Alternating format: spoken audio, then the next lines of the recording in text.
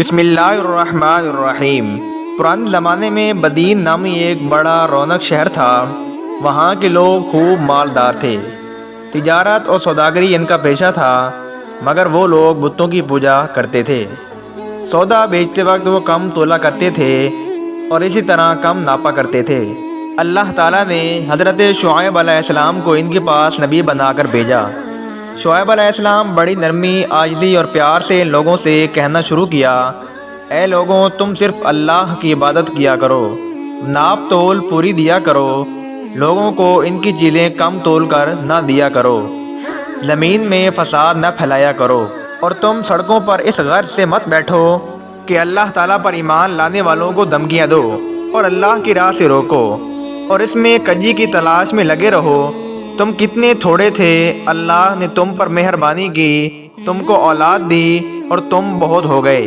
دیکھو، فساد کا نتیجہ ہمیشہ برا ہوتا ہے۔ اگر تم مجھے جھوٹا خیال کرتے ہو اور دوسرے لوگوں کو میرے سچے ہونے کا پورا یقین ہے تو صبر کرو، یہاں تک کہ اللہ ہمارے اور تمہارے درمیان فیصلہ کر دے۔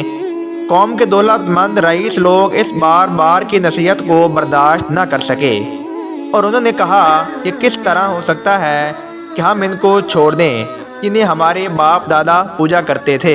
مال ہمارا اپنا ہے اور اس کو ہم جس طرح چاہتے ہیں خرچ نہ کریں، اور وہ بھی صرف آپ کے کہنے پر۔ اور آپ ایسے سچے نیک کہاں سے بن گئے کہ آپ کی نماز ایسی ہی باتوں کا حکم دیتی ہے؟ آپ جھوٹے ہیں، آپ پر کسی نے جادو کر دیا ہے۔ اگر سچی ہو تو آسمان سے ہم پر پتھر برساؤ۔ اور اگر ان کی قوم کے لوگوں نے کہا، اے شعیب، اس بات کا یقین کر لو کہ ہم تمہیں بھی اس بستی سے نکال دیں گے، اور ان لوگوں کو بھی جو تم پر ایمان لائے ہیں، ورنہ ہمارے دین میں واپس آ جاؤ۔ تم بہت کمزور آدمی ہو، اگر تمہارا برادری کے لوگ نہ ہوتے تو ہم تمہیں کب کے پتھروں سے مار کر ختم کر چکے ہوتے، اور ویسے تمہارا ہم پر کوئی دباؤ بھی نہیں۔ حضرت شعیب کی قوم کے لوگ اپنی دولت اور روپیے پیسے کے غرور میں بار اپنے سچے نبی حضرت شعیب علیہ السلام سے اسی قسم کی باتیں کرتے رہتے۔ حضرت شعیب علیہ السلام فرماتے ہیں کہ اللہ تعالیٰ نے مجھے سیدھا رستہ بتایا ہے اور اپنی مہربانی سے مجھے حلال روزی بخشا ہے۔ اب یہ کس طرح ہو سکتا ہے کہ جس کام سے میں تم کو روکتا ہوں اسے خود کرنے لگ جاؤں؟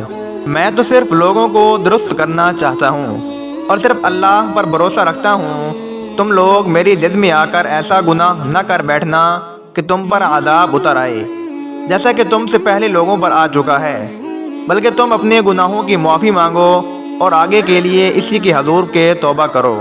تم نے اللہ کو بلا دیا ہے، کیا تم میری برادری سے زیادہ ڈرتے ہو اور اللہ کا خوف تمہارے دلوں سے اٹھ گیا ہے؟ میں نے اپنا فرض ادا کر دیا، اگر تم نہیں جانتے تو چند روز کے بعد تمہیں معلوم ہو جائے گا کہ جھوٹا کون ہے اور کس پر اللہ کا عذاب اترتا ہے۔ آخر اللہ تبارک و تعالیٰ کا عذاب آ گیا۔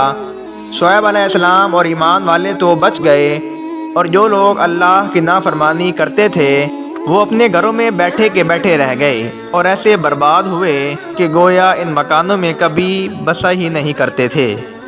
بس اللہ تبارک و تعالیٰ کے سوا دوسروں کی عبادت کرنا، اللہ تعالیٰ کو بھول جانا اور غیروں کو یاد کرنا، رسول پاک صلی اللہ علیہ وآلہ وسلم کی باتیں نہ ماننا، دل کی خواہشات کو پورا کرنا، کم تولنا، کم ناپنا، امن و امان کے بعد زمین پر فساد مچانا، روپیہ کا غرور، دولت کا گھمنڈ کرنا، اللہ تبارک و تعالیٰ کو بے حد ناپسند ہے۔